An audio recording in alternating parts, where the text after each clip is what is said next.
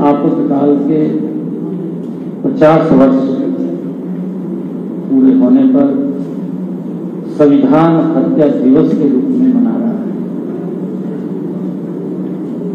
सबसे पहले तो मैं यह दिवस मनाने का उद्देश्य क्या है,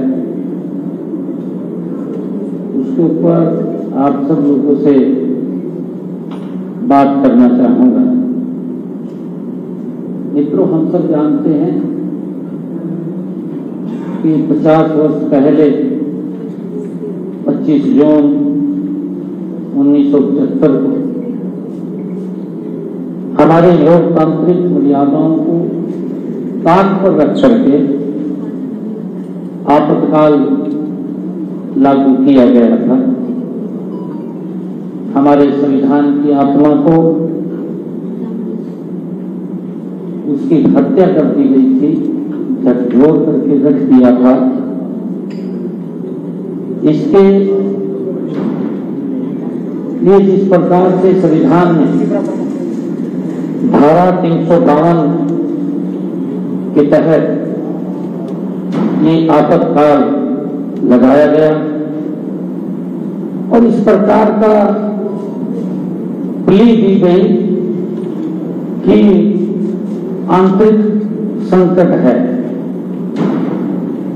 क्योंकि अपनी कमी को या अपनी इच्छा को पूरा करने के लिए देश को एक बहुत बड़ी मुसीबत के अंदर डाल दिया। जो लोग वोट देने वाले लोग थे, उन्हीं लोगों को ही खतरे में डाल दिया, उन्हीं के ऊपर अत्याचार कर दिया। जो लोग इस लोकतंत्र की, सुंदर लोकतंत्र की परिकल्पना करते थे, उन लोगों को जेलों में डाल दिया अपनी इच्छा शक्ति के लिए। वो काला अध्याय संविधान हत्या दिवस और उनकी अपनी महत्वाकांक्षा पूरी करने का, इसके माध्यम से उन्होंने रास्ते को चुना। और चुना नहीं, 21 महीने तक, कोई छोटा कार्यकाल नहीं है, 21 महीने तक लोग जेलों में सड़ते रहे और बहुत सारे लोग तो कहीं ना कहीं अपने घर से बाहर छुपे रहे। और पुलिस का जो अत्याचार था, जो विकराल रूप देखने को मिला, किस प्रकार की यातनाएं आजादी के बाद पहली बार देश के नागरिकों के ऊपर देखने को मिली।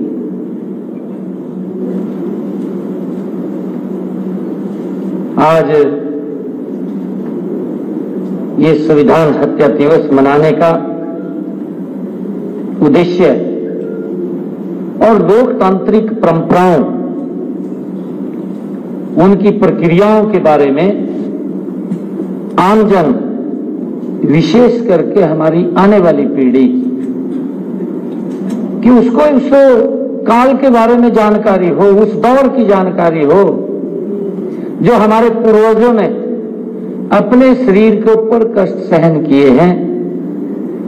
उनको निरंतर, नई पीढ़ी को निरंतर सजग करने के लिए ये संविधान हत्या दिवस ये मनाया जा रहा है।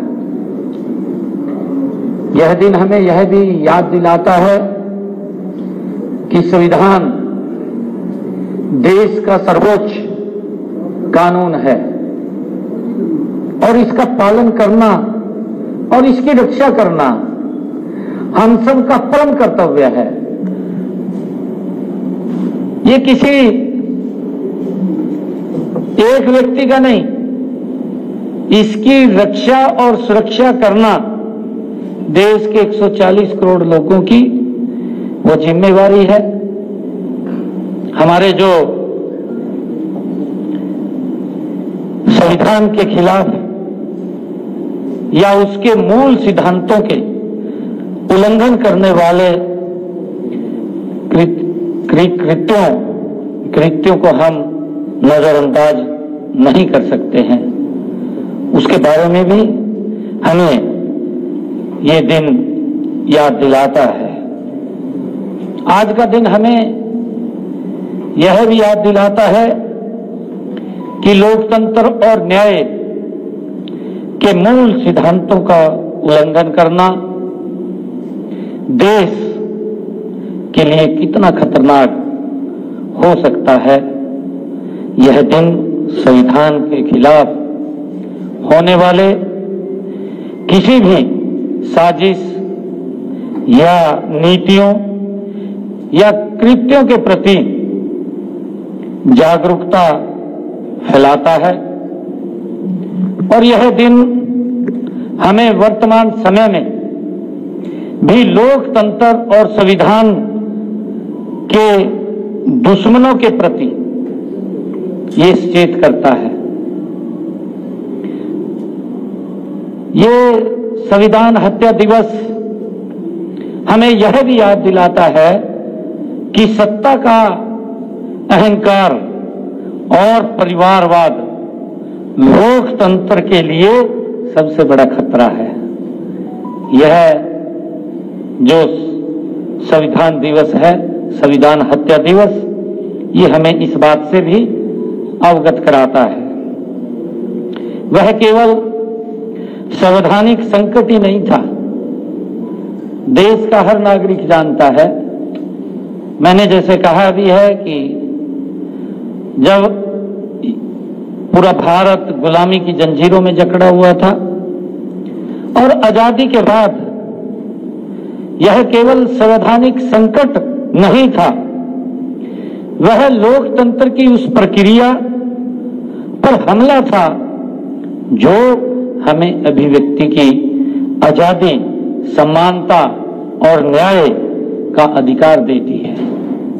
हमें इस बात को भी समझना है कि वह हमला था डॉक्टर श्यामा प्रसाद मुखर्जी जी के उस विचार पर जिसमें उन्होंने एक राष्ट्र एक विधान का नारा दिया और उसके लिए उन्होंने खुद का बलिदान दिया।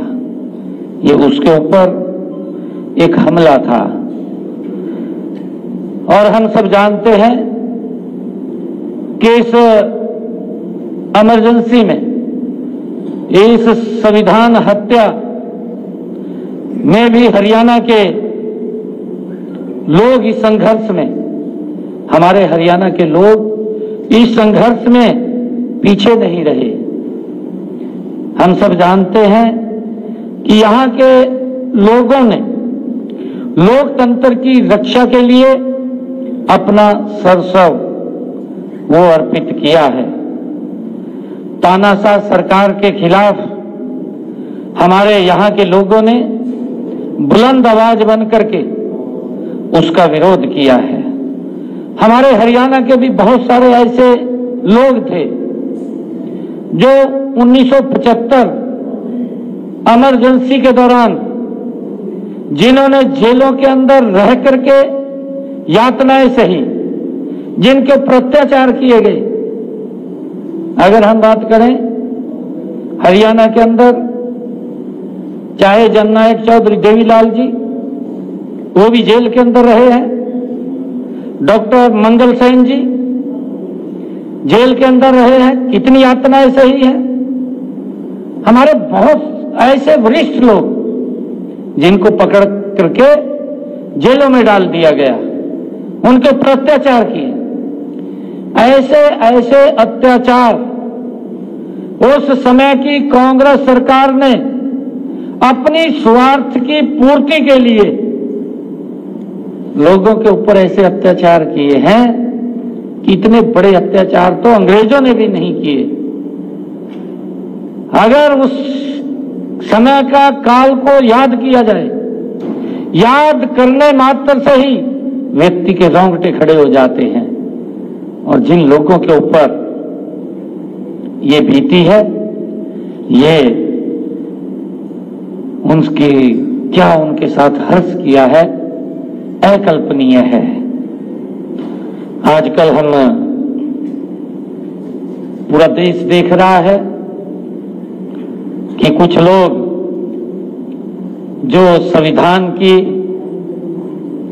सुरक्षा की बात करते हैं, जो उस पवित्र संविधान की किताब हाथ में लेकर के जगह जगह घूम रहे हैं और जो इस प्रकार का दुष्प्रचार और पाखंड कर रहे हैं कि संविधान बचाना है, संविधान बचाने के लिए स्थान स्थान के ऊपर बुक उठा करके घूम रहे हैं। ऐसे जो पाखंड करने वाले लोग हैं, जिन्होंने आज तक भी उस पवित्र संविधान का सम्मान नहीं किया,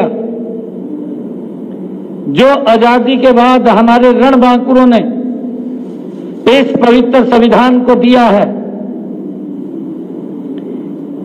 वही लोग जो उस पवित्र संविधान की बुक को उठा करके जगह जगह घूम रहे हैं,